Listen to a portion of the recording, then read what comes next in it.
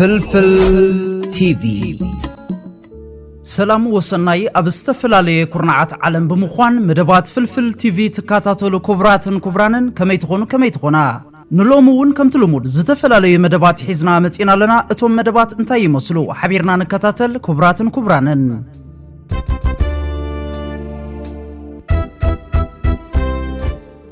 كبرانن تخاتاتلتي قدمي نابتي زتفلالي مدبات حزنا يزلنا قدمي محلافنا حدا أما حبراو ميدي أزي كابزد نقوم باولو زبراديزو زدالوا حتصار حطولا اتحطون تايت مسل نابخم كبلاء أبوتار إتوون ملسخم قدن كتبئ حطو برسوناليتي بقطري سيديا انت عينت بهاريات كمزلوكم كتفلطو تدليدو مباركس نزي اب فيديو تعزبو زلكم سئلي ناخيبا كمستعدنكم اب قمت بمئتاو اب قطر خندي كوف مبلكم بهارياتكم نمفلات بقطري اسفرو ملسي اب زقصل مدبنا خنقربو مخوانا دقي مبتحتنا كحبري فوتو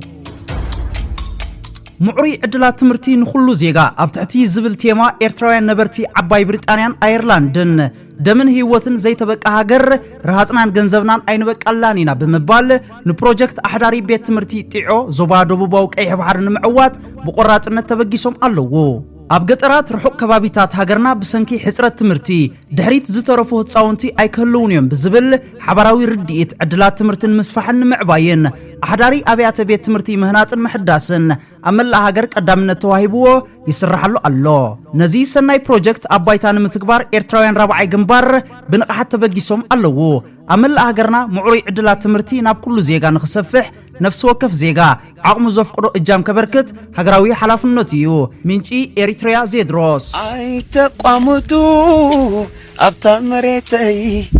بحرا مسمدرا ناتي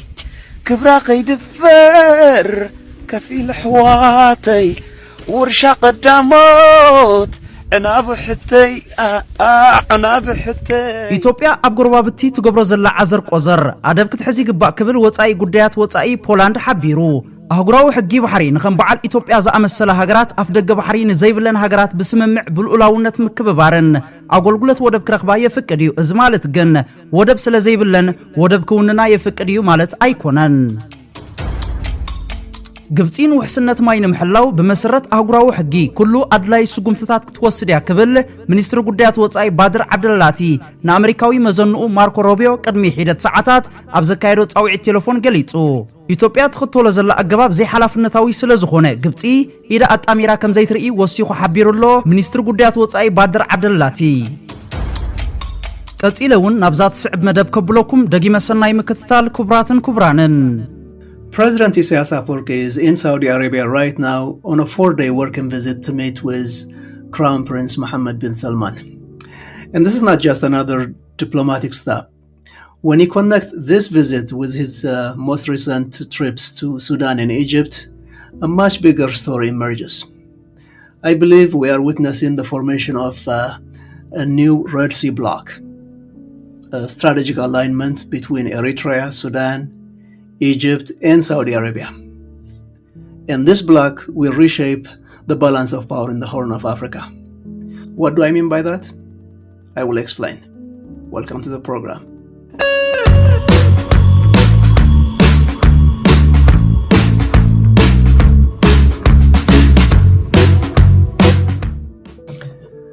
Let's begin with the facts. The visit to Saudi Arabia was announced as a full working visit, not just a symbolic one. It includes Eritrea's foreign minister and other senior officials, which tells us this is a serious agenda. Just days before, President Isaias was in Port Sudan and welcomed by a large crowd and had extensive talks with General Burhan and some Sudanese ministers. And in October, he met President Sisi in Cairo. These are not isolated trips. They form a coherent pattern of alignment. And the emergent alignment or the emergent thesis is very clear that حدش بلوك قيح بحري نملا زوبا داغماي كقرط زخئل استراتيجيكاوي اسلالفايو ኤርትራ መስራቲት ናይቲ አባላት ኪዳን ንጸጥታን ምርግጋእን ቀይሕ ባሕሪ ተባሂሉ ዝጽዋዕ ቤት ምኽሪ ቀይሕ ባሕሪ እያ እዚ ብስዑድ ዓረብ ዝምራሕ ልፍንቲ 8 ሃገራት ገማግም ቀይሕ ባሕሪ ዘጠቃለለ ኮይኑ ዕላምኡ ኣብ ቀይሕ ባሕርን ወሽመጥ ዓድንን ንዘጋጥም ስጋኣታት ጸጥታ ኣብ ምፍታሕ ዘተኮረ እዩ ሕጂ እቲ ኪዳን ዕማሙ ኣስፊሑ ምሕላው ልኡላውነትን ግዛኣታውን ሙሉእነት 8 አባላቱ ኣውሒሱ ኣሎ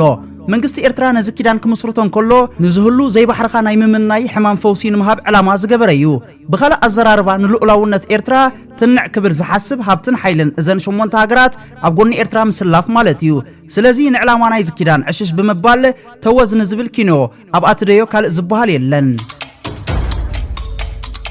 ጂኦስትራቴጂካዊ ኣገዳስነት ቀይሕ ባሕሪ ከም ኣህጉራዊ መስመር ባሕሪ ዝለዓለ ኣገዳስነት ዘለዎ እዩ ብብዝሒ መራከብ ከም እውን ብዓይነትን ዋጋን ናይተን ብመስመር እዝማያዊ ክፋል ዝመላለሳ መራከብ ተወሳኺ ርዝነት ይውስኸሉ ካብዚ ሓሊፉ ኣብቲ ዞባ ናይ ቀይሕ ባሕሪ ተሓቂፉ ዘሎ ብዝሒ ነዳዲ ካልኦት ማዕድናት ከም እውን ተፈጥራዊ ሃብትታትን ስትራቴጂካዊ ኣገዳስነቱን መሊሱ ይዕብይዎ ዞባውን ዓለማውን ባህግታትን አጀንዳታትን ዕብለላን ልዕልናን ከም ውጽኢቱ ኣብተን ሓያላን ሃገራት ዘሎ ውድድር ተወሳኺ ብልጫ ጂኦፖለቲካዊ ኣገዳስነት እዚ መስመር እዩ እዚ ህፃን መራሒ ኢትዮጵያ እምበኣር ኣብዚ ኣብ ላዕሊ ክንዝርዝሮ ዝጸንሐና ኪዳን ሃገራትን ኣገዳስነት ስትራቴጂካዊ ትሕዝቶ ቀይሕ ባሕርን ኢደይ እንተዘይእተኹ ሞይተ ክሓድረ ዝብለና ዘሎ እዚ ኣብ ነብሱ ላምባነ ስኒሱ ክርቢት ተዘይሸርጠጥኩ እንዳበለ ለይትን ቀትርን ዝልምን ዘሎ ነጊርናዮ ምስማዕ ካብ ኣበየ እታ መልሲ ቀላልያ ሃሊሉ ዝመጸካ ጽምብላሊዕ ዋሎ ከምቶም ኣቦታቱ ናብ መቃብሩ ምስናዩ ናቕፋ ፕረሴ ካብ ሓጺናዊ ዕርድታት ዶባተይ جميرهم هالفت حمامهم كقبزتو خمساناي قدومهم زنقي عمود منت مالي أخلاف وسد بزي مغلي سرحهم تزبل سرح سيطان كناي مزمور ورانقو بطان فوس لنا فوس حسن عبدان الله ريما الله عطان قصيلون كبراتن كبرانن تخاتلتي فلفل تي في تأمر قدلي إرتراويان تحبونسك دقي الرأي حدا بروجكت تحزدس مبلني قال له انت زدرف እንደገና ወይ ጽቦ ገይሩ እንተ ዝቀናበር ባዕለው እንደለው ባል ባጫ ደበሌስ አለው እንደው አቡ ምስተምሩ ኻዚ ነበሩ ጀነራል ባጫ ደበለ ዋ አሚራን ይሩ ዋ ስቆር علن አተውጁለኒ انا حجي عمقت ብዙ ሃይነበረንን ግን ክስዕስዕ ኮለ ፈልጦ مستوم دكنستيو خوينا نطب غيرن قال مال ساعه برتع ساعه نير بعد نعللو نيرنا مفع ساعه قال لي نير بحجسي عبد الله ولا عبد الله انا فلطوني هاي ذكروني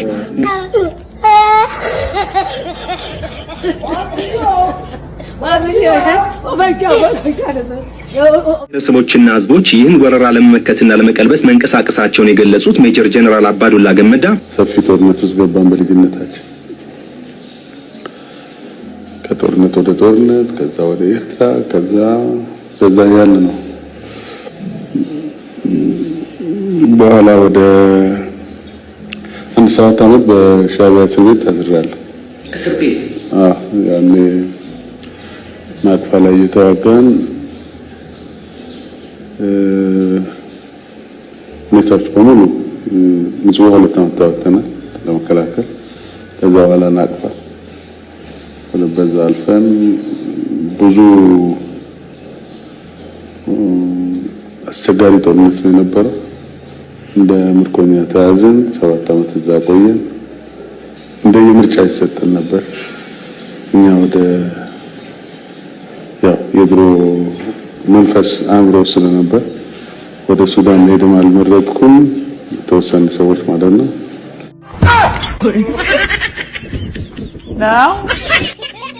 ከምቲ ተደጋጊሙ ዝተገልጸ አብረታዊ ተጋድሎ ህዝቢ ኤርትራ ዘይተነግረንበር ዘይተገብረ የለን ዓቢጥካ ዘይዕበጥ ሓቢኻ ዘይሕባ ቀያ ተጋድሎ ህዝቢ ኤርትራ አንጸባራቂ ብምኾነ ኸኣ እቶም ካባ ስዕረት ዝኸደኖም ደመኛታት ጸላእቱን ከይተረፈ ኣብ ዝጸሓፍዎ ገዘፍቲ መጽሓፍቲ ኣብ መንጎቲ ንሓሶትን ሲንክሳር ቅይኦምን ከይፈተው ዒቕ እንዳበሎም ነዚ ሓቀኛ ገድሊ ኤርትራውያን ክድርግሕዎ ተራእዮም እዮም በዓል ግርማ ከመንበሳ ወይሰጉማ ሓኔታይ ኣባዳሪ ፈዳይሕነ ወዲ ሓራስ ነቢ ሓኔታይ ሓኔታይ ሓኔታይ ናጋይ ሓኔታይ ኩርያ ربيعة عدي بعدا أدتم كأن عخا ولدا بعل فر شنت خاسون أم بس قتيل كاس ካብዚ ቀፂሎ እውን ክቡራትን ክቡራንን ተኸታተልቲ ፍልፍል ቲቪ ምፍሻል ሽርሒ ብልጽግና ንልዕሊ 4 ዓመታት ከም ሕሱም ጥንሲ ከሳቂዮም ዝጸንሐ ዕውር ሕልሚ ባሕሪ ፈታሐይ ከይረኸበ ከም ሓያል ንፋስ ዝጸፍዖ ሓሰር ንገዳም ክንዛሕ ዝጀመረ ልክዕ ቅድሚ 3 ዓመት ኣቢሉ እዩ ዝኸውን ዘሎ ንሽርሕን ጉርሕን ክፉእን ተዓሊምናዮ ኢና ብምባል ቤቶም ብተገዳም ሸጊሮም ነንባዕሎም ክወዳደሱ ግዜ ዘየጥፍኡ ሊቃን ኦሮሞማ ንሕወሓት ካብ ኣሽከዓናስ ንሻዕብያ ክነሽክዕ ዘኽእል ክፉእ ሽርሕ በፂሕናዮ ኣለና ኣብ ዝበለሉ ሰዓት ብትዕቢት ኣብ ዩቲዩብ ተገምሺሖም እዮም ነጊሮምና ነዚ ሰሚዑ ኣፉ ዘይረምጠጠ ፍጡር ወዲ ኣዳም እውን ፍጹም ኣይተሳእነን እዋኑ ንሰራዊት ኤርትራን ትግራይን ኣብ መሬት ትግራይ ገዲፍካ ፊት ንፊት ንምግጣሞም ዝወጠንዎ ናይ ረቀቕቲ ኢና ባህልቲ ክፉእ እዩ ነይሩ ነቲ ሽርሒ ቀልጢፉ ዘንበበ መሪሕነት ሰራዊት ኤርትራ ባተሪ ናይ ሮኬታቶም ኣምሊቑ ኣብ 7 ጉንብሕ ንኽድቅሱ ነታ ዝነበረት ጓይላ ከየተዓናቐፈ ዝሓዝካ ሒዝካ ናብ መሬት ካእቱ እትብል ቀጣን ትእዛዝ ኣመሓላለፈ ሰራዊት ኤርትራ ቢዮርጋ ላማ ዓዲ ጸጸር ብራማ አዲስ ዓለም ገርሁ ስርናይ ጾሮና ብፋጺ ሰንሰለታት ኮኾባይ ኣቢሉ መሬት ኤርትራ ደበኽ በለ ሬድዮታት ርክብ ብርሃነ ጁላ እርዳኝ ብዝብል ናይ ኣውያት ዋጭዋጭታ ኣዕለበጠ ኣጉርዐ ኣወየ ዝምለስ ግን ኣይነበረን እቲ ሕጂ እናጠፋቸዋለን ብእትብል ካብ ክልተ አንጎሎ ዘይተሓልፍ ፍትልቲ ፈኸራ በቲ ብጫትን ሳፋን ዝበኽቦኹ ኣፉ ክነዝዕ ዝውዕል ዘሎ ዘይምኩር ጀነራል ብርሃኑ ጅላ ኣብታ ናይ ቀውዒ ሰዓት ልክዕ 40,000 ሰራዊቱ ከም ኣብ ሓዊ ዝመኸኸ ፕላስቲክ ክሓቅቕ ይርኡ ጀነራላት ኤርትራ ነቲ ናይ ልዕሊ 60 ዓመት ተመክሮኦም ብኣፍ ብፈኸራ ብዘረባ ዋጭዋጭታን ዘይኮነስ ብግብሪ ኣቦታ ግብሪ ከም ገበል እንዳተገላበጡ ክጻወትዎ ምርኣይ ማለት ንጀነራላት ብልጽግና ደግሲ ምድምሳስ ናደው እዝ ደግሲ ምድምሳስ ውቃው እዝ ደግሲ ምፍንቃል ስርሒት ፈንቅል ነይሩ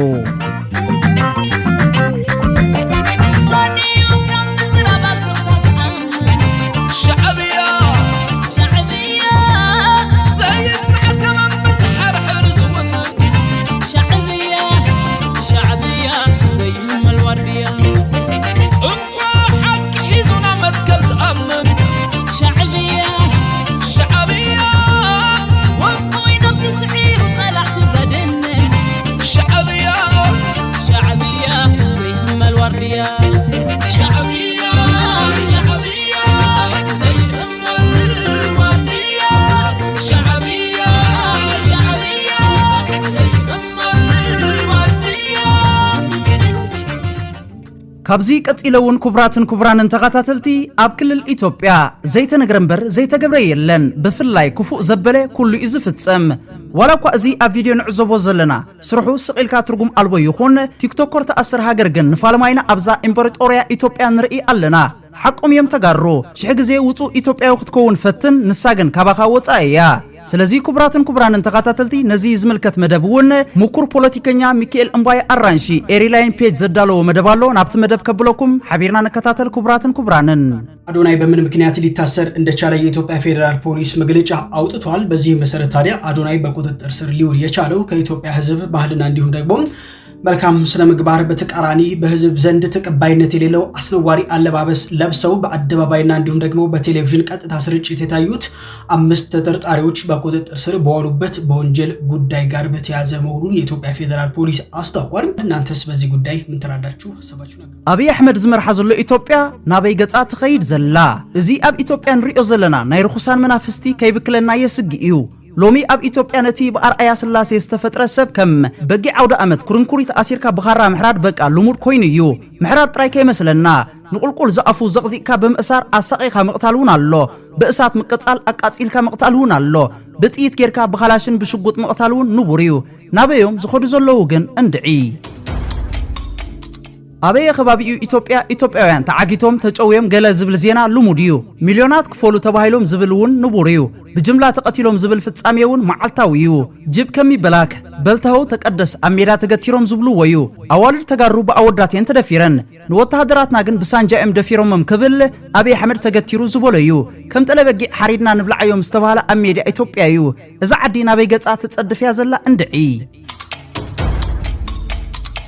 ንሞኖኮሳትን ሊቃውንትን እንዳቀተለት ንመሃየምን ቲክቶከራትን ክብር እትህብ ኢትዮጵያ ንመሻይኽን ካህናትን እንዳሳደደት እንታሽዓይ ክፍሊ ከም ናይ ሃገር አርማ እትሰቅል ኢትዮጵያ ንፕሮፌሰራትን ዶክተራትን መምሃራንን ሓኻይምን ሕቶ ደሞዞም ከልኪላ ንናይ ሶሻል ሚዲያ ለፊዕ ብላዕ አላፍ እትሽልም ሃገራዊ ናይ ጅግንነት ሽልማት ኒሻን እትዕድል ኢትዮጵያ ወዘተ ናበይ ገጻያ ሕጅውን እንድዒ ናይ ኤርትራ ዘይትገብር ናይ ዓድና ጻሕፍ ወዘተ ዝብሉ አፈጨላ ኣለዎ ብዛዕባ ዓድናን ብዛዕባ ሃገርናን ክንድቲ አነን ከማይን ዝበልዎ እንጽሕፎን ዝጻሓፈ ምን ኣሎ ብዙሕ ትንተና አየድልዮን ግን ኣብዚ ህዝቢ ኤርትራ ግን ወረጃዩ ህዝቢ ኤርትራ ግን ኣዝዩ ፍቱውን ክብርን ሕግን ዝውንን ህዝቢ እዩ ህዝቢ ኤርትራ ግን ከምዝ ንሪኦ ዘለና ዝተጸየቀን ዝተበከለን ህዝቢ ኣይኮነን ኣብ ኤርትራ ሰብ ኩርንኩሪት ኣሲርካ ከም ጠለበጊዕ ክትጉይሖ ምናልባት ሙጾታት ክኸውን ኣለዎ ኣብ ኤርትራ ሰባት በተራ ካልኦት ሰባት ተዓጊቶም ክበሃል መጨረሻ ናይ ዛዕለምና ክኸውን ኣለዎ ኣብ ኤርትራ ህዝቢ ካብ ኤርትራ ንኤርትራ ኪድ ናብ ዓድኻ ተባሂሉ ክስጎክ ምጻት ዓለም ክኸውን ኣለዎ ከምቲ ኣብ ኢትዮጵያ ንሪኦ ኣብ ኤርትራ ክኸውን ኣብ ምጻት ዓለም እዩ ብዝኾነ ሎሚ እቶም ኣብ ሶሻል ሚዲያ ክሽለሙ ዝረኣናዮም ናይ ብልጽግና ስርዓት ድሕሪ ማይ ንበዓቲ ይኣስሮም ኣሎ ዝበሃል ወረ ኣሎ ሰብ ኣብ መድረኽ ዕርቃኑ ወፂኡ ምስተዛረበ ቀስሚ ምሁር ኢትዮጵያዊ ዝሰብር ትርኢት ምስተረኣየ እንታይ ዓብስ ምእሳር እቶም ሁንዱዳት ቲክቶከራት ናይ ሶሻል ሚዲያ ጸያቂቶሲ ሕራይታ ኣስሩ እቶም ፈምስ ሰገድ ዝብሉ ዝገረሩ ፓስተራት እቶም ከም ገንበርቲ ጽቡቕ ዝቐብኡ ዝነበሩ ፓስተራት ክእሰሩ ዶ ይኾኑ አዶናይ ዝተባለ ትግራዋይ ዋላ ኳዕረ እንዳጣዓሞም ከዋዕዋዓሎም እንተራእናዮም እተን ኣብ መድረኽ ወፂኡ በሃሰሰ ለባም ዝተዛረበን ንወንጌላውያን ብልጽግና ሕማም ርእስየን ቀዳማይ ታርጌት ናይ ወንጌላውያን ብልጽግና ምድምሳስ ሃይማኖት ኦርቶዶክስ እዩ ንዓይኑ ስኽመኽረን እንተለውን ብጣዕሚ እዩ ሕብንቲ ቦርደይ ብስሩን ጠንካራ ልገበረን ንሱ ይመስለኒ ክወድቕ ይብል እንደገና ደግሜ ይልዓል ያው ኣነ ሰምዖ እንተለኹ ኣፍቲ ሶሻል ሚዲያ ይሰሚዐዩ ቲ ሶሻል ሚዲያ ዝሕለፎ ድማ ሓሶት መሲሉኒ እንደገና ደጋጊመ ርእዮ ያው ሓደ ሰዓትን ገለን ንካብ ፖሊስ ዝተበለ እዩ ትክክለኛ እዩ ልብል ምሰንበኩ ግን ያው ምንም ተሰማዕኒ ነገር የለኝ ያው አዶናይ ምንም ወድ ህዝቢ ምንም አይኮነን ኢትዮጵያዊ ጽሩይ ኢትዮጵያዊ እዩ ውሽጠይ ይፈርሕ እዩ ከሞላዲት ግን ምንም ሕግ እንተሊስ ምንም ነገር ክኸውን ኢለ ኣይኣምንን እና ኣብኡ ለብልምበር ምንም ከም ሃገር እየ ሰሚዐ እዩ ክሰምዕ እንተለዎ እንዴ እንታይ ኮይኑ እንታይ ገይሩ እንታይ በዲሉ ንዝብል ነገራት ንዓይ ተመላሊሶም ጥያቄ ጠይቀዮም ንርእሰይ እውን ትቆልዓ ጽቡቕን ዝገብር ዘሎ ሰናይ ምግባር እዩ ማለት ክበረታታ ኣለዎ ክሽለም ኣለዎ ብቃላት እና ተፈንጽሑ ክዝረቡ ክሰምዕ እንተለኹ ንዓይ ብጣዕሚ ሕዝነኒ እዩ ግን ማለት አዶናይ ፍጥነት ኣለዎ ፍጥነቱ ድማ እውቀቱን ደግፉሉ ኸይድ ቆልዓ እዩ ጠንካራነቱ ይዘርኤኒ ኣሎ ንምንታይ ስንፍና የርኤኒ ጥንካሩ የርኤኒ ጎብዙ ኣሕማቅ ሱስ ዘለኹም ቆልዑት ውፁ ጠንኪርኩም ስርሑ ሰሪሕኩም ተለወጡ ከንግዲ ምልማን ነውር ምዃኑ ይዘርድእ ኣሎ ስደት እውን ኣይበረታትዕን ዘሎ ኣነ ከምችዎ ኦር ካልኦት ንእሽተናት ኣሕዋት እውን ናፍቲ ስደት ዓለም ወሲዱ ኣብኡ ከስርሖም ኢለ ዝሓሰብክዎ ነገር ብተቃራኒኡ መፂኡ አዶናይ ግን ናብ ኢትዮጵያ መፂኡ ሰላምን ፍቅርን ክሰብኽ እንተሎ ኣነ ተጸበኽዎ ነይረ ንምንታይስ ብዙሕ ነገር ክድግፈኒ ኢለ ዝሓሰብክዎ ነገራት ነይሮም ንሶም ንኢትዮጵያ ሙሉእ ክሕግዘ ኢሉ ምምፅኡ ንዓየ ደስ ኢሉኒ እዩ ከም ወላዲት ማለት እዩ እግዚአብሔር ዝሃበካ ተስጦ እዩ ድማ ትሰርሕ ካልኣይ ታርጌት ወንጌላውያን ብልጽግና ልዕልና ሰማያውያን ካብስሩ መሰረቱ ምቡንቋስ እዩ እቲ ቆልዓ ኣብ ዓብይ መድረኽ ወፂኡ ማርያም ኢሉ ምዝማሩ ከቅትለውን ይኽእል ነይሩ እዩ ሳልሳይ ኣነ ዳግማዊ ቴድሮስ እየ ንኢትዮጵያ ሓንቲ ክገብራየ ወዘተ ዝብል ህንፉፅ ኣተሓሳስቡ ግዳይ ከም ዝገበሮ ፍሉጥ እዩ أبي أنا بفترة تلاقي إجزابير زحرية النجوسية أدي ود شوعة عمت من كل خوز نجارة النتنبيتيو أبزبل الله أدوناي إجزابير اللي يخون أنتيلو كبيديو حدا نجار جرم زبلن نجن أتوم زحردون أتوم بحوي زك أصلون أتوم أب أدبابي نقول كل زقزيقهم زسقلون أي تأثرون بزخونة أمور داتا هبوبونت بمستوعب تزيجر حكايو حدا جنيايو ميكيل إمباي أرانشي إيري لاين بيج يا مستر مغوكو أنتم سكابري أنتم تلوسا أنتم تسنكتا بتتصفوا قولوا تابر ندابل كنت تحقوسا هي مستر مغوكو مرص ومرصا وحد هالك عبز غلطة فكزي عبز ساعتا عبد الله ناخذ نبلا عبز خونه بوتا مسعز لقب سكويتا بزي تكي بزي عكتا سقا مقلاو فلوينتا هي بستار مغوكو تايتا تسنكت مغوكو كيتا تسنكت مغوكو حمباشا تسنكت مغوكو هانزا تسنكت مغوكو بيسا تسنكت سقا تقولو تسالك نقولو هي بستار مغوكو هي بستار مغوكو هي بستار مغوكو استوعلا اتا قداميت هي مغوكو وانت زرقحلا إذا بخلو عقول قلتها وصدت زبلت هي بستار مغوغو نامولا عالم كزرقح جميرا خمزلا بحقوسنا بسر تايتا تسنكت مغوغو كيتا تسنكت مغوغو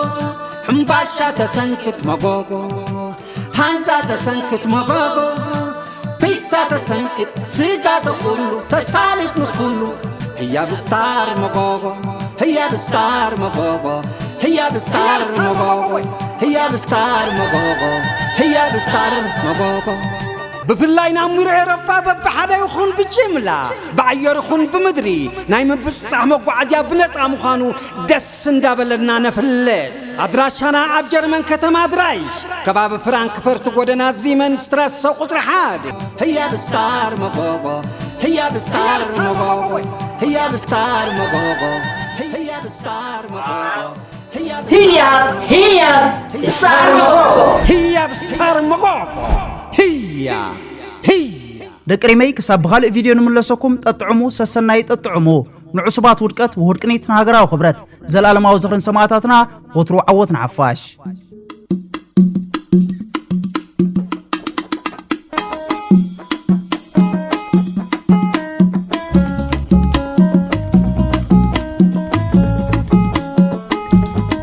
فلفل تي في